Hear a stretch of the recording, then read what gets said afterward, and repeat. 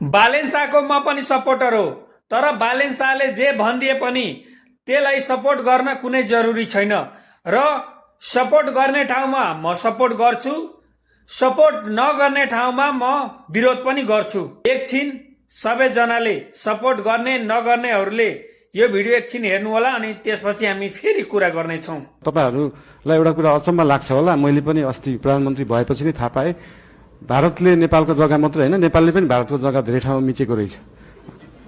अनि यो कुरा चाहिँ अस्ति भर्खरै थाहा पायो। त्यही भएर दुईटै देशले अध्ययन गरेर हामीले मिचेको छौं, उहाँहरूले मिच्नु भएको छ के छ त्यसलाई चाहिँ बसेर एउटा साथीको रूपमा समाधान गर्ने चाहिँ हामीले सोच राखेका छौं। धन्यवाद।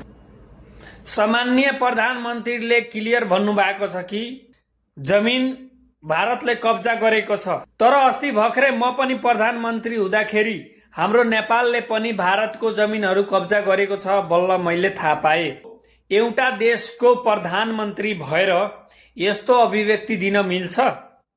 यो सायद हुन सक्छ कि हाम्रो नेपालले थोडा मोडा भारतको जग्गा कब्जा गरेको होला, तर जति भारतले हाम्रो नेपालको जमिन कब्जा गरेको छ त्यति त हाम्रो नेपालले गरेको छैन होला।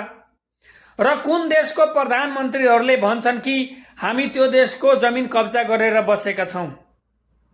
उहाँले भनेको अनुसार दुई सन्दर्भमा बुझ्न सकिन्छ।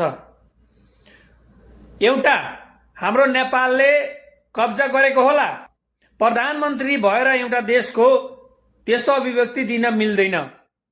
किनभने यो त्यो जुग छैन कि त्यो सत्य बोल्दाखेरि नै भारत भोलि नै आएर भन्छ कि ए हजुर सर तपाईहरुको हामीले जमिन जुन कब्जा गरेका छौं लिम्पियाधुरा, कालापानी, लिपुलेक हामी त्यो फिर्ता गर्दिन्छौं अनि तपाईहरुले हाम्रो जमिन कब्जा गर्नु भएको छ त्यो हामीलाई फिर्ता गर्दिनु। यो सम्भव छ? कतै पनि सम्भव छैन।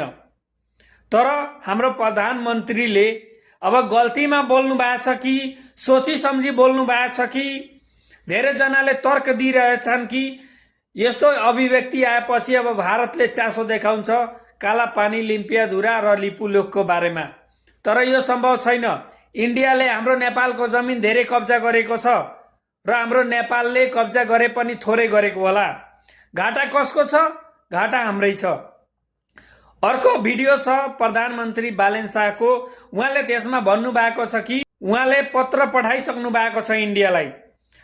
यही सन्दर्भमा उहाँले इङ्ल्यान्डलाई पनि भन्नुभएको छ कि विगतमा सुगौली सन्धि नेपाल, भारत र इङ्ल्यान्डको सहकार्यमा भएको थियो।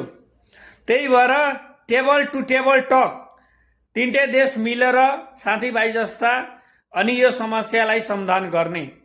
तर म सामान्य प्रधानमन्त्रीज्यूसँग के सोध्न चाहन्छु भने जुन इङ्ल्यान्डले इन्डियालाई दुई हिस्सा गरेर गयो, जुन इङ्ल्यान्डले काश्मीरलाई विवादित बनाएर गयो कि अहिलेसम्म देश आजाद भएको 70-75 वर्ष भयो, अहिलेसम्म पाकिस्तान र इन्डिया लडिरहेछन् जमिनको लागि। अनि त्यतिखेर नेपालले व्यवहार अथवा इन्डियाले व्यवहारमा हाम्रो नेपाली जमिन कब्जा गरेर बसेको छ। अहिले भारतीय सरकारले सधैँ भन्दै आइरहेका छन् कि हामी सधैँदेखि उपयोग गरिरहेका छौं भनेर हाम्रो हो। तर सुगौली सन्धिको कुरा हेर्दाखेरि महाकाली नदी उता इन्डिया हुने भयो, यता हाम्रो नेपाल हुने भयो। तर महाकाली नदीमा दुई धार भएपछि समस्या उत्पन्न भएको छ। सन्धिको अनुसार लिम्पियाधुरा, लिपुलेक, कालापानी हाम्रो जमिन हो। यसमा कुनै त्रुटि छैन, कुनै शंका छैन। तर यस्तो अभिव्यक्ति दिनुभन्दा पहिला हाम्रो सामान्य प्रधानमन्त्रीले सोच्नुपर्ने हुन्छ। भविष्यमा यस्ता किसिमका अभिव्यक्ति सामान्य प्रधानमन्त्रीज्यू नदिनु होला, किनभने भविष्यमा यस्तो अभिव्यक्तिले हाम्रो नेपाललाई नै घाटा हुन्छ।